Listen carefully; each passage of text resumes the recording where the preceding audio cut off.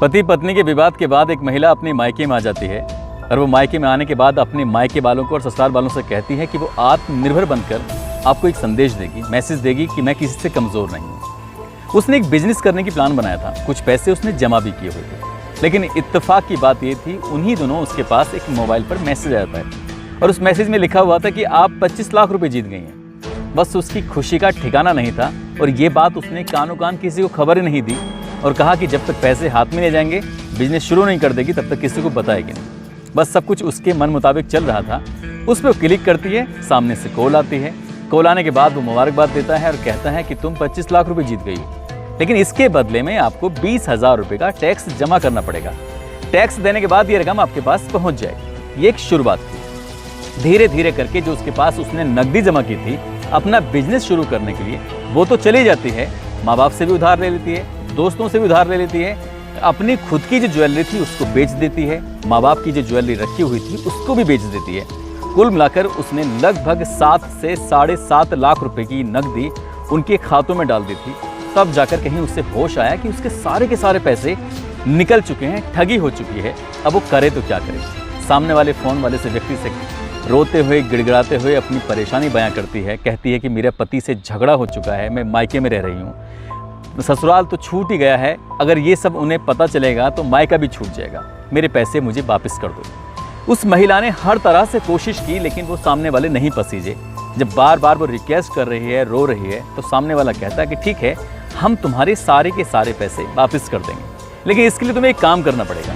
Bathroom में जाना है और अपने नहाते हुए की वीडियो हमें देनी है, इसके बाद हम तुम्हारे सारे के सारे पैसे वापस कर देंगे। इस महिला के मन में थोड़ा लालच आता है और लालच आने के बाद वो वही कर देती है जो कह रहे थे। यानी कि अब तक उसके जो नकदी थी, पैसे थे, ज्वेलरी थी, वो सब चले जाते हैं। जो बची थी इज्जत, वो भी चली जाती है। इस महिला को इंसाफ तो मिल नहीं पाया, लेकिन कहते हैं कि लालच बुरी वाला होती है। आज की जो सच्ची घटना मैं आपको सुनाने जा रहा हूँ, इस सच्ची घटना में भी लालच ही था जो लगातार परेशान कर रहा था और लालच के चक्कर में एक दो नहीं, लगभग 66 बड़े घर की महिलाओं के साथ ऐसे ही छल होता है, जिसको सुनने के बाद शायद आप लोगों के भी रोंगटे खड़े हो जाएंगे। आज की जो सच्ची घटना मैं आपको सुनाने जा रहा हूँ, ये सच्ची घटना है पश्चिमी बंगाल प्रदेश का एक ज़िला है हुगली, और इसी ज़िले का चंदन नगर कमिश्नरेट पर एक जगह लगती है जिस जगह का नाम है चिंसुरा। दरअसल यहाँ की एक महिला जो बहुत ज़्यादा परेशान थी, अपने मन की बात, अपनी परेशानी वो किसी के सामने बयां नहीं कर पा रही थी। धीरे धीरे करके वक्त आगे बढ़ रहा था और उसकी दिक्कतें लगातार बढ़ रही थी। आखिरकार उस महिला ने हिम्मत जुटाई और हिम्मत जुटाने के बाद नज़दीकी पुलिस स्टेशन में जाती है और वहाँ जाकर जो कहानी पुलिस को सुनाती है, पुलिस को इस कहानी पर यकीन ही नहीं हो रहा था। ऐसा लग रहा था कि ये महिला भले ही अच्छे घर की है, बड़े घर की है, लेकिन झूठ बोल रही है। दरअसल कहानी कुछ यहाँ से शुरू होती है। उसके घर में किसी बच्चे का जन्मदिन था और जन्मदिन के उपलक्ष्य में उसने एक बेहद खूबसूरत केक का ऑर्डर किया था। जब वो केक का ऑर्डर कर रही थी तो उसने ये बात किसी को बताई नहीं थी, क्योंकि उसने जिस तरह का डिज़ाइन उसने गूगल पे देखा था, उसके बाद उसने देखने के बाद ऐसे ही केक का डिज़ाइन उसने अपने घर के लिए कराया। वक्त था दिसंबर का महीना था और साल 2020 की ये बात थी। जैसा उसने केक का ऑर्डर किया था वैसे ही केक घर पे आ जाता है, और जब केक घर पे आता है तो उसके बाद उस महिला ने जब केक को अभी खोल के नहीं देखा था, जो डिलीवरी बॉय घर में आया था, डिलीवरी बॉय उस महिला की खूबसूरती पर फिदा हो जाता है, लट्टू हो जाता है, सोचने पर मजबूर हो जाता है। तभी वो कहता है कि मैडम, हमारी जो कंपनी है ना, एक नामी ग्रामी कंपनी है जिसके लिए मैं काम करता हूँ। बस आपसे एक अपील है, आपसे एक रिक्वेस्ट है कि आप अगर अपना व्यक्तिगत मोबाइल नंबर मुझे दे दें और उसके बाद किसी दिन आपके पास कॉल आएगी, जब कॉल आएगी तो फिर आप उस नंबर को फीडबैक देना है और फीडबैक थोड़ा सा अच्छा दे दीजिएगा। गरीब आदमी है, अगर थोड़ा अच्छा फीडबैक देंगी तो कंपनी में अच्छा मैसेज जाएगा और उसके लिए फिर हमारी तरक्की होने के चांसेस ज़्यादा रहते हैं, काम ज़्यादा मिलता है, ज़्यादा पैसे मिल जाते हैं। बस आप बड़े लोग हैं, अगर ऐसा कर देंगे तो बड़ी मेहरबानी होगी। वो अपना भी नंबर देता है और साथ में उस मैडम का भी नंबर ले लेता है। लगभग 1 सप्ताह गुजर जाता है और 1 सप्ताह गुजरने के बाद उस महिला के पास फ़ोन आता है। जब वो रसोई में खाना बना रही थी, खाना बनाते हुए रसोई में फ़ोन आता है। फ़ोन आने के बाद वो नमस्ते करता है कि मैं विशाल वर्मा बात कर रहा हूँ मैम, अभी पिछले हफ्ते जो आपने केक मंगाया था उसी कंपनी का डिलीवरी बॉय हूँ।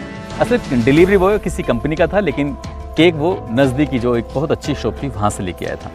अब उस महिला ने कहा कि बताइए मुझे क्या करना होगा। बोले मैडम बस आपसे फीडबैक के लिए कॉल किया गया है कि उस दिन कैसा था वो सब केक। तो कहती है, वो बताने लगती है, तारीफ़ करने लगती है। जब तारीफ़ करने लगती है तो तारीफ़ करते करते उसने कहा मैडम सुनिए मेरी बात सुनिए, दरअसल आपको ये ना ऐसे कॉलिंग पे नहीं, आपको वीडियो कॉल पे ये बात करनी है, वीडियो कॉल पर अपना फीडबैक देना है और जितनी ज़्यादा अच्छी बात कर सकते हैं उतनी अच्छी बात कर दीजिएगा। अननोन नंबर था और अननोन नंबर से जब कॉल आया था तो वो महिला ने वैसे ही जैसे बताया गया था, जैसे विशाल घर पे आया था वैसे बताया गया था, वैसे ही सब कुछ उसने बता दिया और खुशी खुशी उस महिला ने फ़ोन कट कर दिया। 2-3 दिन बीत जाते हैं और 2 दिन बीतने के बाद उसके महिला के मोबाइल में एक वीडियो आती है और उस वीडियो को देखने के बाद उसकी आंखें खुली की खुली रह जाती हैं। दरअसल उसमें आपत्तिजनक वीडियो होती है, बिल्कुल न्यूड वीडियो होती है और न्यूड वीडियो में शक्ल किसी और की नहीं थी, उसी बड़े घर की महिला की थी जिसने भी केक मंगाया था। अभी बात देखकर वो अपनी इस परेशानी को, इस समस्या को किसी को बयां भी नहीं कर पा रही थी। जिस नंबर से वो वीडियो आई थी वो नंबर भी स्विच ऑफ था। अब उस पर ना तो वीडियो कॉल हो रही है ना ही सामान्य कॉल हो रही है। महिला परेशान हो जाती है। वो लगातार ट्राई कर रही थी, ट्राई करते करते कम 20 बार, 30 बार, 40 बार जब ये ट्राई कर रही तो उधर फ़ोन बंद था। लेकिन जैसे ही उधर फ़ोन ओपन होता है, खुलता है, तो पता चल जाता है कि सामने वाले को कितनी रिक्वायरमेंट है। यानी कि जैसे ही वो खोलता है उस फ़ोन को तो एक के बाद एक मैसेज आने शुरू हो जाते हैं कि एक नंबर से आपको इतनी सारी कॉल की गई हैं। व्हाट्सअप भी का भी पता चल जाता है, नॉर्मल कॉल का भी पता चल जाता है। अब इधर से फ़ोन जाता है। अब की बार विशाल बात कर रहा था अपने नंबर से और अपने नंबर से बात करने के बाद क्योंकि वो नंबर लगातार बंद था, विशाल कहता है कि मैडम आपके पास किसी का फ़ोन आया था क्या? वो कहती है हाँ फ़ोन तो मेरे पास आया था, लेकिन वो कहता है कि फ़ोन भी आया था और मेरे पास आपका एक वीडियो भी आया है। वो वीडियो जिसके बारे में भी वो महिला बातचीत करना चाह रही थी, वो महिला जिसको लेकर बहुत ज़्यादा परेशान, जिसके लिए उसने लगभग 40 से ज़्यादा कॉल किए थे। तब विशाल उसे बताता है कि मैंने ये वीडियो है और इसको मैं यूट्यूब पर अपलोड करने वाला हूँ, नहीं तो मैं देख सकती हैं कि क्या हो सकता है। फिर आपके बाद आपके परिवार, आपके रिश्तेदार, आपके दोस्त, ये जितने मिलने वाले हैं सब देखेंगे तो क्या होगा, आपकी बड़ी बदनामी हो जाएगी। वो महिला पहले से ही परेशान थी और एक बार फिर इस डिलीवरी बॉय ने उस महिला की परेशानी को और बढ़ा दिया। वो समझ नहीं पा रही थी कि ये कॉल कौन कर रहा था, अब ये बीच में डिलीवरी बॉय ये क्या कर रहा है, ये सब हो क्या रहा है। तभी वो कहती है कि भैया मुझे माफ़ कर दो, गलती हो गई है, मैं तुम्हारे झांसे में फंस गई हूँ, मैं करूँ तो क्या करूँ।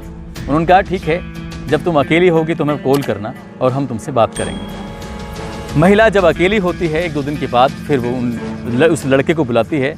वो विशाल वर्मा नाम का लड़का अपने एक दोस्त के, यानी कि सुमन मंडल उसका दोस्त होता है जो कि पेंटर होता है, वो दोनों घर जाते हैं और घर जाने के बाद उस महिला से कहते हैं कि ठीक है, वीडियो हमारे पास है, कॉल इसने किया था, यानी कि कॉल करने वाला कोई और था जिसका नाम सुमन होता है।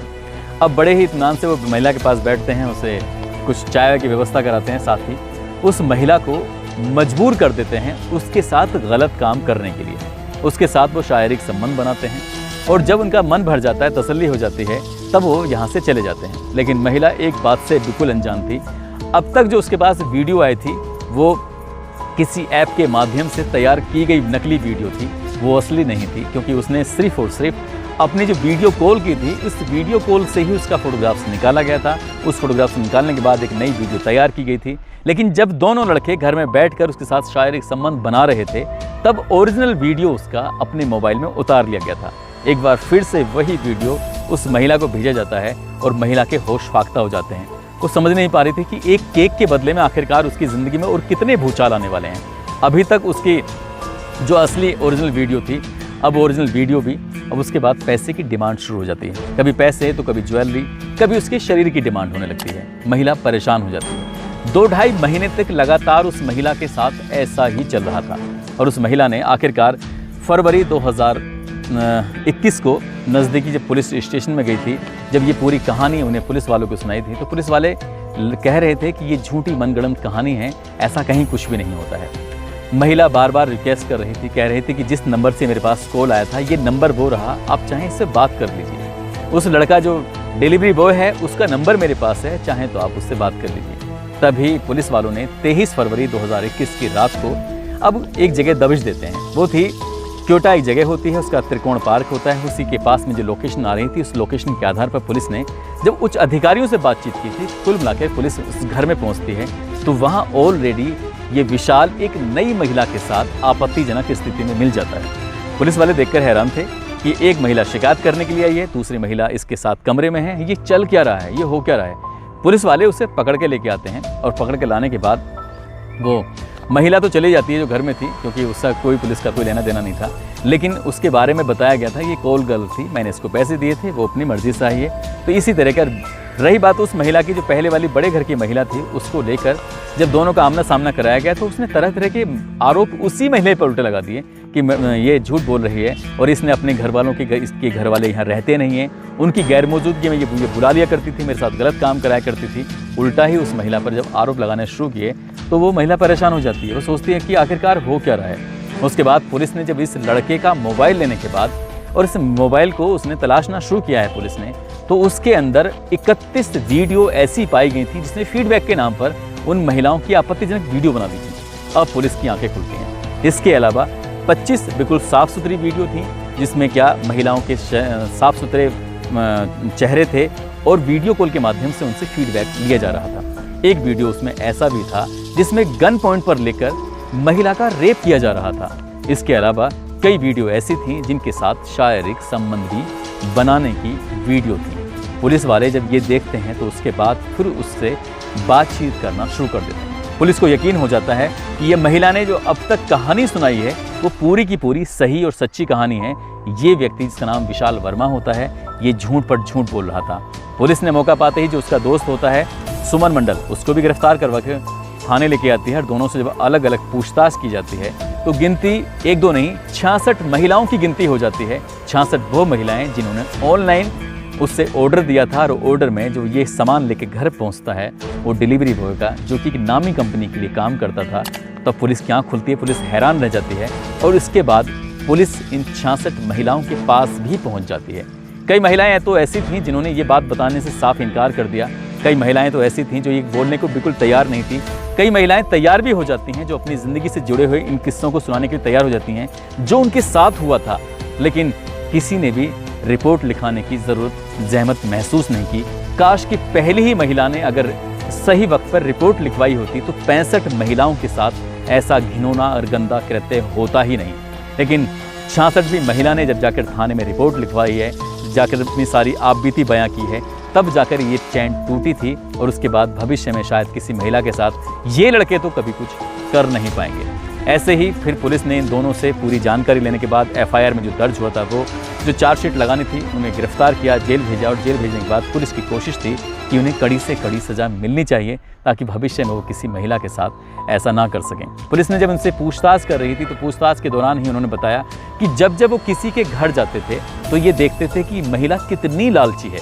दरअसल लालच वो दिया करते थे, कहते थे कि मैडम आपके पास अगर फ़ोन आया, फ़ोन वो फीडबैक मांगते हैं और फीडबैक में आपने सही जानकारी दी, अगली बार मैं आपके पास अगर सामान लेके आता हूं तो मैं 20% से लेके 50% तक का आपको ऑफर दूंगा, आपको फ़ायदा मिलेगा। यानी कि आप जो कीमत दे रही हैं उसकी आधी कीमत ही आपको देनी पड़ेगी। महिलाएं लालच में आ जाती थीं, खासकर वो ऐसी महिलाओं को निशाना बनाया करता था जो ज़्यादा खूबसूरत होती थी, जो ज़्यादा लालची होती थी, जो ज़्यादा अमीर होती थी। ऐसी ही महिलाओं की संख्या धीरे धीरे करके 66 यानी कि 66 हो जाती है और ये एक पूरी कहानी बन जाती है।